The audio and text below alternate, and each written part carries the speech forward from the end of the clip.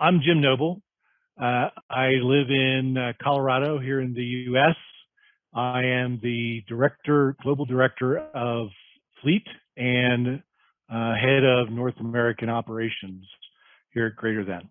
My background is 40 plus years in the fleet transportation business, both on the operations side and on the risk management side. I started my career in the operations side, moved over to fleet risk management and customer consulting later in my career. And then for about the last 20 plus years, I've been involved in insurance and fleet risk management in various capacities. Also have some underwriting background on the insurance side and producer background. So I've really been involved in some form of transportation my whole career, but mostly the last 20 years has been about helping people understand how to use the information that they can get out of a vehicle in order to enhance both their risk management at the fleet level and their ability to use that information in pricing and risk mitigation and the insurance side. One of the biggest reasons I came on board at Greater Than was it has been such a battle to have people understand how to use in-vehicle intelligence, telematics. I call it in-vehicle intelligence. Over the past years, to me, it's very obvious that it is a great tool for understanding risk and mitigating risk, improving profitability in insurance and fleet management.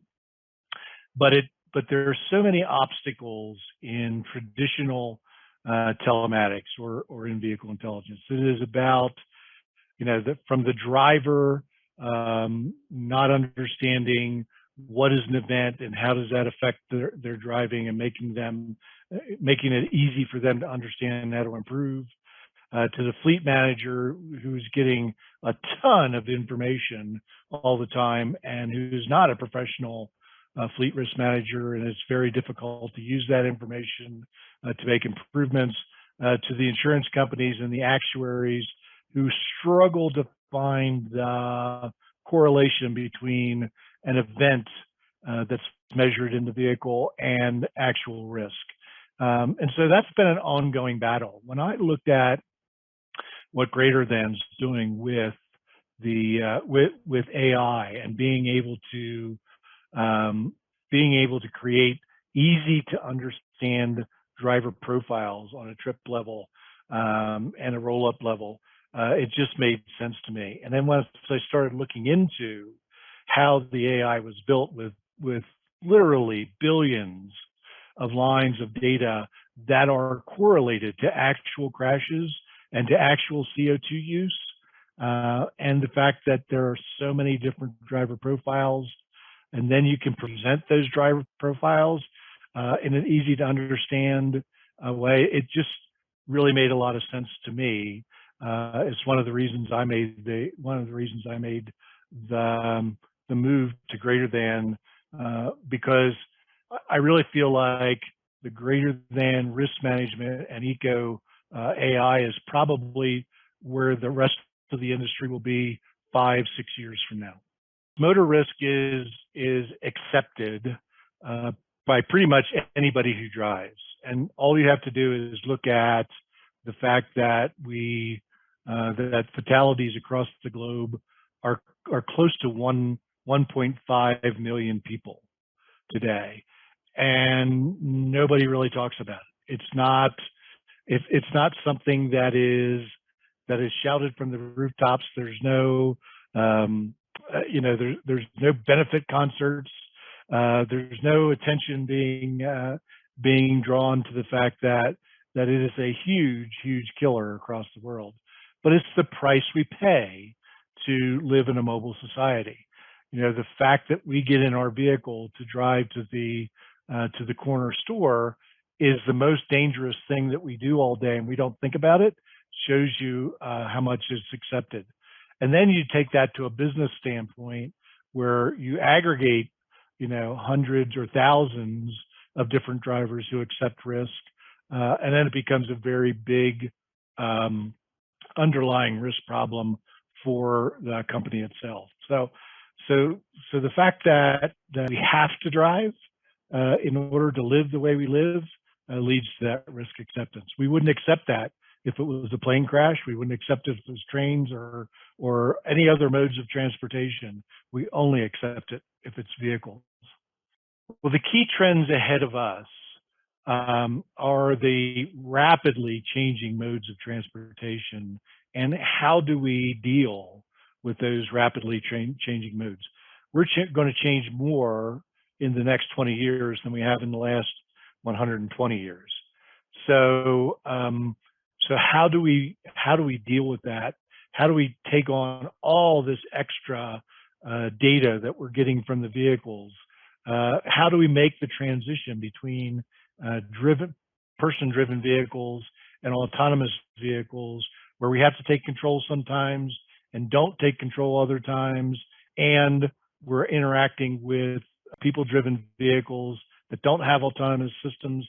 We're going into an EV world, which seems to be very, very popular today, but with vehicles that handle completely differently than the standard internal combustion engines.